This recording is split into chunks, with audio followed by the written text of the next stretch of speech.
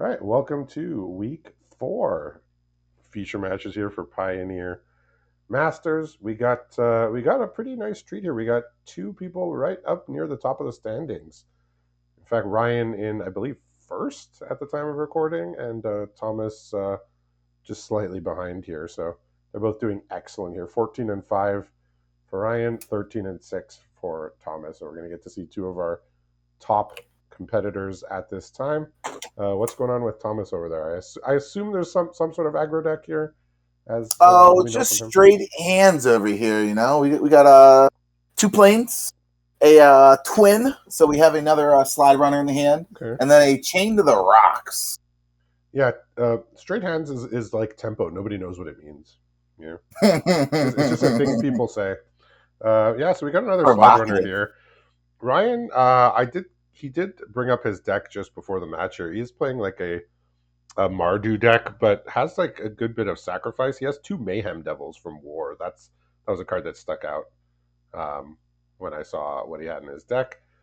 So in hand here, he's got an ultimate price. He's got an Obnixilus's Cruelty, so he can remove some creatures.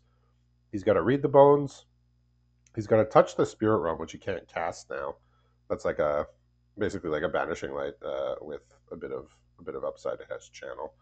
And he has Liliana, the Heretical Healer, in a mountain. The Heretical, is that the 1-drop? No, it's the Liliana that can turn into a Planeswalker. What's the condition? It's the creature. It's whenever a non-token creature of yours dies, I believe. That just might get chained to the rocks. It flips over, and you get a 2/2 zombie also. I guess Ryan says, "Hey, you know what? My hand's kind of bad right now. Maybe I can convince you to trade." And by trade, he's probably just going to Sajiri shelter it. But he goes, "Hey, you know what? You mean Thomas was offering a fake trade?" Yes. All right, so I mean, this looks pretty favorable for Ryan here, since he can just basically remove creatures as needed here. Yeah, we'll see the shelter come out here. He does have an ultimate price, so he can actually just get the last card out of hand and be done with it. Yeah, so now, so we have a Obnixilus's Cruelty and Read the Bones for Ryan, as well as a Touch the Spirit Realm, which is a white card, so not castable at the current moment. But I mean, this is what you want if your Bones playing an aggro deck. You want them to have no cards in hand and a 1/1 in play. Really, not much of a board. And the only card he has right now is uncastable. It's the Exquisite Firecraft, but he needs the one more red. I mean, that'll be good once he has access to it. Yeah, so he's going to go for the Read the Bones here. He sees Long Reach of Night, which is a card from Neo, and he sees another Slide Runner on top. I would think you get rid of the Slide Runner. Yeah. I'm not sure if you want the longest reach in this position. I mean, it can't be that bad. He's drawn a Mayhem Devil now in hand. I don't know how much sacrifice he has, but that card is real good if you can get it going. Yeah, 3/3 for 3 sounds good. And Thomas has now drawn a Heliod's Pilgrim, so maybe we can get something wrong with this hand. I mean, if he has like a Dragon Mantle or something, he can put it on the. He might have a mantle with the way he tapped his mana, leaving only the red open. Yeah, I mean, that would be the first thought here, just to get a card, get another body. And sure enough, there is a mantle. All right, there's a Dragon Mantle with some fancy woe artwork there. Would probably love to see a second red source. Okay, that's workable. Okay, it's a Rimrock. Rimrock's workable. Yeah, that's another trigger for the Crowan Crusader. Ryan's drawn a Voltage Surge, which is essentially like a shock to a creature for 1 mana. I believe you can sacrifice an artifact to deal 4 damage to a creature. Yeah, that's gonna. The way Ryan passed through that turn, I mean, Thomas probably sees it now that there's something on the other side. But I mean, like, what are you gonna do? You kind of run into it here. You get 2 for 1. I mean, it's like 1.5 for 1 because he does get a 1/1 left over. Yeah. But, I think where Thomas is at now, any amount of damage he could deal is good, and dealing 2 is good. We are in aggro mode now, right? I mean, I think he's been in aggro mode for a minute here. Right, so he's going to play Long Reach of Night, which is not going to be looking too hot on this board here. This, I guess Thomas probably wants to discard a card. Does he want to get rid of the planes? I saw he had the Archon. So Discard a So card. Ryan has Does gone go for plane. into put stops on all main phases, including my opponents, to bluff them here. Now that's pretty good. Jaya's greeting. Say hello. So he didn't go into full control, but he did put stops on both of his main phases and both of his opponent's main phases. That's interesting. So I guess this is a little less annoying to do than full control, but yeah. But you really want to be in full control, right? Like people can definitely tell the difference when the turn just passes by. Yeah. Do you get rid of your Firecraft here, or do you sack a creature? I think he keeps a Firecraft. Firecraft is guaranteed death here. That's what Thomas says. Thomas says, you know what? So there is an Obnixilus's Cruelty, which is almost assuredly going to be cast here. The Valakut Awakening gets rid of his uncastable white card. He picks up a Rimrock Knight, which is about the worst creature he could find. Ooh, maybe we might be in some luck here. Mountain was just drawn, so Firecraft will be playable. Yeah, so that's gonna be game one here. Yeah, even on the Malta 6, kind of a crappy hand, you know. Thomas still got it done. This is the way Thomas wins game. I've seen him win a good amount of games like this. It's not pretty, but it gets the job done. You know, just this was not pretty. There's a bit of top decking. Exactly. I said it's not pretty, but it gets the job done. Yeah. He just play creatures, attack. You know, he targeted his Chrome Crusader to make some tokens. He never really had like a large creature, but he just got in enough damage. And Ryan didn't quite get to enact his game plan. He was on the back foot pretty early. Yeah, so Ryan can lean aggressive, but I think he might want to be slightly more defensive. Like a card like Bolas' Citadel is not looking too hot right now. Sideboard away, man. Do whatever you got to do, Thomas. Thomas says, you know what? Deck was perfect. Just slam done. I'm in. Yeah, for sure. Yeah, so I barely got to look. So yeah, I'm looking at a card like Bolas' Citadel as a card that you might want to side out here. Yeah, I don't know if there's time for Bolas Citadel. Yeah, so one card he sided in is the Nahiri from War of the Spark, which it kills tapped creatures, basically, is the ability. It's not bad against aggro, right? It's not great. I mean, if you're playing it, he looks like he has enough removal. Just eyeballing his deck here. He took out, I think, a Palaka Predation. Palaka Predation. So I don't know if that messes. I don't know if that's messing with his land count to take that out. So he has 20, 23 plus like 3 double face cards. So I guess it's not too bad. I mean, he's just seeing that like how many cards opponent played that would not get hit by Palaka Predation, which is like almost everything that he played.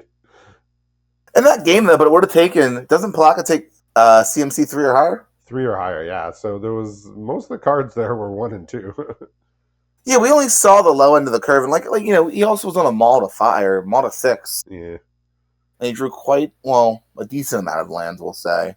But at the same time, though, there was quite a few 3s, only a few 2s and a Gideon in there, and then I think 2 to 3 5s, and then 1 of the 4/5 MBFC. Yeah. So Thomas says, "Who's this guy in first place?" I'll hear nothing of it. I'll hear nothing of it. I will just play my Boros deck and beat him. I'll say it's quite rare to see Thomas play any games outside of Friday. Normally he's just done. He's saved for future matches before, so he has in the past held a game with the intention of playing the future match. Well, he brought the right avatar down to the Gladiator Arena. I think a lion. Johnny's a lion, right? Johnny, he's a kitty cat, yeah. Okay, all right. Like I guess. He's a lion. We could call him a lion, I guess. Yeah, I was gonna say, does Magic have lions? But there's Savannah lions. There's other lions, so there are lions. There's Fleecebane lion as well, which I'm sure. I don't know if a Johnny would feel some kind of way about that. I'm sure everybody loves playing against Fleecebane lion. Very, very reasonable, fair design. I love playing against that card. Mm-hmm. Almost as much as I love playing against that blue card. Oh, Etherling. Yeah. So how did I know? So Ryan's also brought in Grim Initiate, which is a 1 mana 1/1 first strike, and when it dies, you amass 1. So I think he just said, well, if opponent's playing a Chrome Crusader and the like, might as well have a little first striker to fight that. I'm in. Thompson's hand is perfect. So We another got awkward hand for Ryan. He did have a playable 1-drop in the Tormented Hero, but he also had no red sources and a Bolas's Citadel.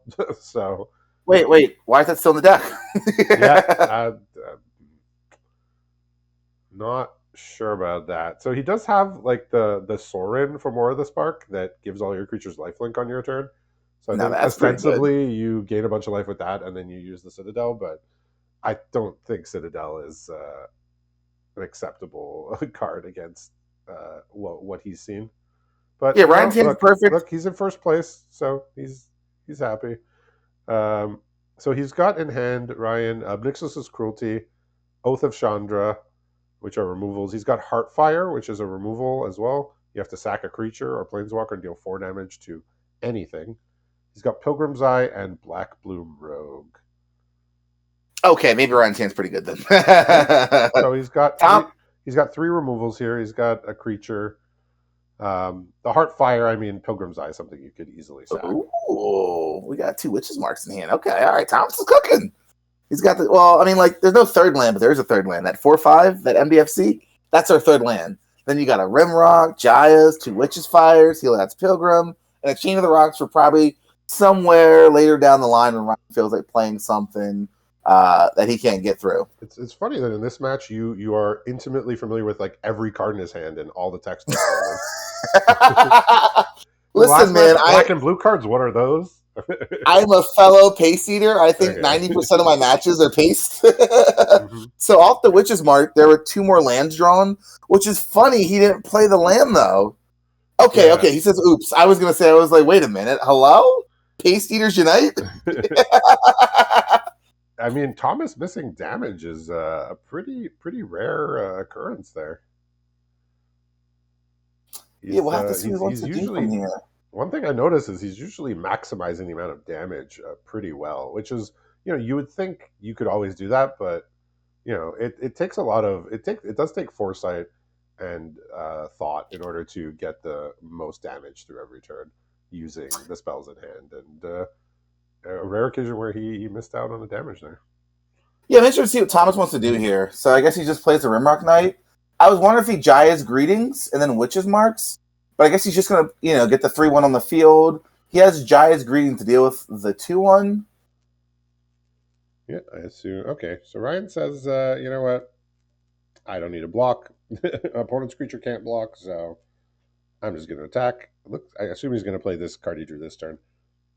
Yeah, so this one, he amasses 2 when it dies. It's just a 3/2. And that is quite annoying. So I assume Thomas is probably going to Chain of the Rocks. He wanted to Greeting it. Yeah, and no, he doesn't want to. Yeah. He can do it to if he must absolutely use his mana to kill something, right now it'll be the Slide Runner. And I think this is fine sequencing, though. So he can go Chain of the Rocks, Witch's Mark, get rid of the land. Yeah, but he did just draw a Slide Runner for the turn. Chained is a clean answer to that Herald. Yeah. Okay, so he says, you know what? I want to keep my 4/5. I'll probably draw another land. He gets 2 more mountains, which is perfect. So he can Chain of the Rocks and still Slide Runner. Okay. You got to target the land first, yes. Yeah, so Ryan's stream is lagging a bit. So if you don't mind, I'm going to switch over to Thomas here. Join over. The water's wet. Well, you can. Warm. Well, I need you to go look at Ryan's. You want me to look at? You want me to look at the laggy screen? Wow. Yeah, we gotta keep a clean image here on the battlefield for. Okay. So yeah, sorry about that. I don't know what's going on over here anymore. Well, it's red black. It's red black. I'm still pretty good. So the Crunch. He's got a Raging Crunch. So the Raging Crunch cannot. It cannot attack alone, but it can block. So he does still have Does he still have the cruelty in hand? Yeah, Okay, that's so probably just going to be the answer to the 4/5. yeah, so Thomas is going to need some good top decks here because Ryan is just has been able to dispose of these creatures. Yeah, I mean, Ryan still has the hard fire to deal with the slide runner, and then the rogue can always come down. So I mean, like he has things to do. That's still a mountain in Thomas's hand as a last Yeah, it's card. still a mountain, but I mean that is at the very least it's a landfall trigger. But it's surprising he's drawing these lands, especially like with the Witch's Marks and now another land here. Yeah, I was So gonna say if I was Thomas, I'd probably be slightly frustrated with the amount of lands the deck has given him, but that's Magic.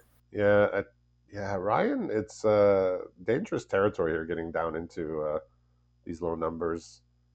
Especially with what Exquisite Firecraft did last time, And right? Thomas is doing the same as Ryan did, which is putting stops on the main phases here. Oh, So okay. the game is afoot, we might say. Let me see, because I didn't see Ryan putting any stops to this game. Well, It's that's because he has an instant. He doesn't have to. He has the heart fire, wow. so he's good. Yet another land here, which is just this must be absolute torture here for the Boros player to draw 10 lands or whatever he's drawn. It's that kind of draw where you start thinking to yourself, like, am I supposed to side some lands out? I just think I mean, like this is gonna happen one out of like every like 50 games that you're gonna draw this many lands, right? Or even more, like even smaller percentage of the time than that. Like it happens, right? Variance. We know. Like normally it's not gonna happen this bad. Yeah, because he discarded one land and one other thing. Yeah. All right, so he just said, "Let me get this off the board here." This actually turns this into a pretty fast clock with the 5/3. Oh, well, he's drawn it on land, and it's a timely one here to just off this rogue. All right, so we got a land in hand for both people. Yeah, a rock fell on him, so it's kind of anyone's game here at this point. Yeah, And Ryan's dealing with wow, the Vaulted Surge in hand. more lands here, which is just unbelievable. Let me see if I can. Well, Ryan's also drawing lands. Okay, so Seems we're getting to that little wall real quick. it's a land off here. Oh, Yeah. this is gonna change things. This one may change things, as you'll see. Yeah, that'll do something. Vaulted Surge Yeah, isn't quite gonna do anything about that. he can voltage surge the first 2/2, but I I don't want to see what know. he draws I mean, first. maybe he draws a dreadbore here. Pause. The man's a god. He just drew Touch the Spirit Realms. I think that only gets rid of a creature or I'm gonna say What? enchantment or Oh, he's artifact. reading it. I think He's also reading it. I think it's creature or artifact. I think you might be right because he read it really quickly, then instantly looked at the Chain of the Rocks, not the Gideon. Is it an enchantment or an artifact it gets rid of? He's clicking on it too quickly. Okay. Well, it definitely doesn't get rid of Gideon. That I could tell you for sure. Wow, I thought he was saved. I thought his hide was peeled, but apparently not. No, he is another land here, which is unbelievable. But in between all of this, he drew a Gideon. So he actually has to use the touch by the spirit realm just to blink it, which is like really So it exiles an artifact, so if you channel it, it's just like a blink until end step. Interesting. I wonder why he held up the Vaulted Surge. Yeah, why didn't he? Yeah, I'm curious why he didn't use the voltage surge. Yeah, he did draw a Grim Initiate for the turn, but that's not really doing anything crazy here. Yeah, wow, this is insane the amount of lands he's drawn. But like I said, he drew a completely busted card in the meantime. Yeah, Ryan really needed a dreadbore there. That was yeah. So a timely draw between all these untimely draws here, but Thomas does what a good aggro player would want to do, which is to attack enough to get your opponent low enough that when you do draw, your Gideon, your opponent is going to be dead very shortly. And Ryan did, like I said, his best to stay alive, but it's going to be a tough road here. 1, 2, 3, 4, 5, 6, 7, 8. Unfortunate. Ryan just drew Fight with Fire for the turn, but he's 1 mana and 1 life short. No. But fortunately, he's not dead. So No. So did Thomas draw another land, or does he have some He action? he sure did. He has 3 lands in hand, as well as 10 in play and 1 in the graveyard. How are you feeling, Ryan? All right, Ryan says, you know what? I mean, you have to block it. I'm just gonna take this. I'm gonna one. I'm gonna one. Oof, that's a tough sell. If he has a land here, And he gets this Thrall the Invasion. well, it's blockers. But he has to fight with fire a token here, otherwise he's dead. Isn't Fight with Fire sorcery? Yeah, he has to. Yeah, I Uh-oh. mean, even without the boulder salvo, he still dies because he can animate Gideon with his Gideon. creature. So Yeah. Well, yeah, a bit of a strange game here with all the lands being drawn by Thomas. But like I said, in between those lands came a boulder salvo and a Gideon to close this game out. So congratulations to Thomas on tying Ryan with 14 wins there atop the standings. So congratulations, and see you in a little bit for our last match of the week.